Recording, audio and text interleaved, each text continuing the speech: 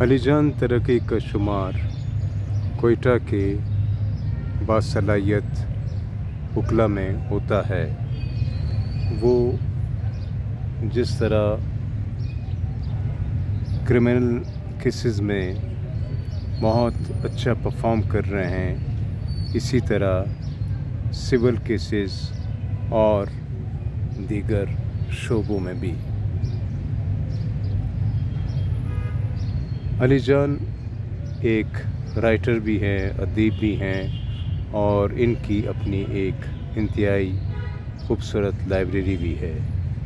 اس کے علاوہ P T V میں اپنا ایک ویکلی پروگرام بھی کرتے ہیں قانون سے متعلق. تو علی جان کی سب سے بڑی خوبی جس نے ہمیں متاثر کیا ہے وہ یہ ہے کہ وہ آج کل کوشش کر رہے ہیں کہ کتاب کو پھیلائیں. علی جان صاحب، آپ کی جو یہ کتاب دوستی ہے، یہ ہے کیا؟ اس کے بارے میں اگر آپ ذرا وضاحت کریں. سب سے پہلے تو میں آپ اور آپ کے چینل کا شکریہ ادا کرتا ہوں کہ آپ نے ہمیں موقع دیا ہے اس بابت بولنے کا.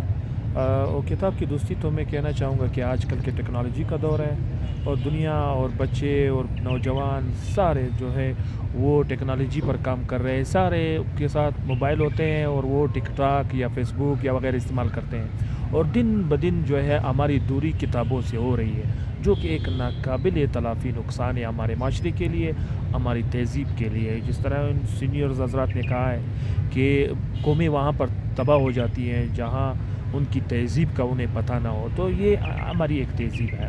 اور دوسری بات یہ ہے کہ کتاب کی دوستی جو ہے، مثال کے طور پر میں ایک سوشل میڈیا پہ دیکھ رہا تھا کہ کسی سے پوچھا گیا کہ حضرت عمر کے کوئی ایک دو قصے سنائیے، کوئی کہانی سنائیے، تو انہیں پتہ نہیں تھا. انہیں کہا کہ آپ ٹالسٹائی جانتے ہیں؟ انہوں نے کہا کہ نہیں. حالانکہ ہمارے یعنی ان کا دینی جو نالج تھا وہ بھی نہ ہونے کے برابر تھا، اور ادبی بھی.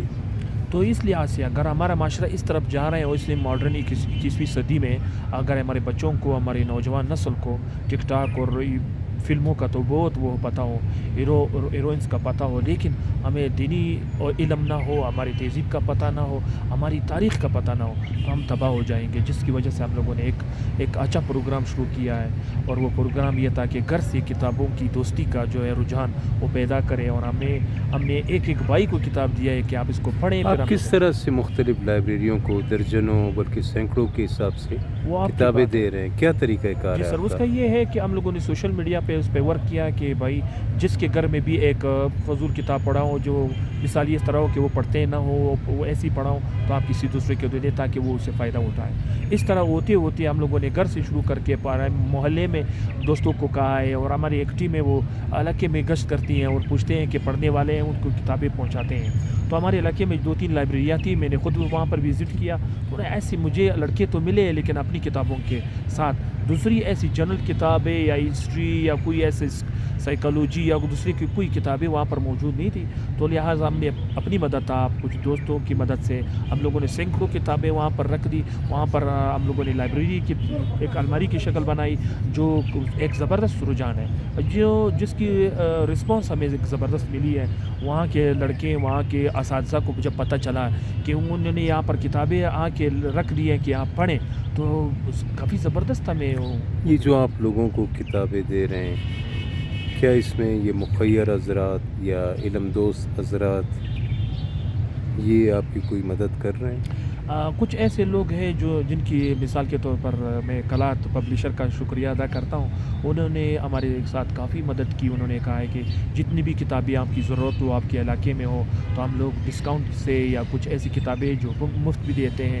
تاریخی کتابیں ان لوگوں کے پاس پڑی ہوئی ہیں. اس طرح سیل اینڈ سروسز نے اور فاروق صاحب آپ نے کافی زبردست وہ کی. اس طرح لوگ ہمارے معاشرے میں لازمی ہیں، لیکن پڑھنے والے لڑکے کم ہیں. ہم کوشش کرتے ہیں کہ اس لوگوں کو چھوٹی سی چھوٹی کتابیں دے تاکہ وہ اس کی عادت بنائیں.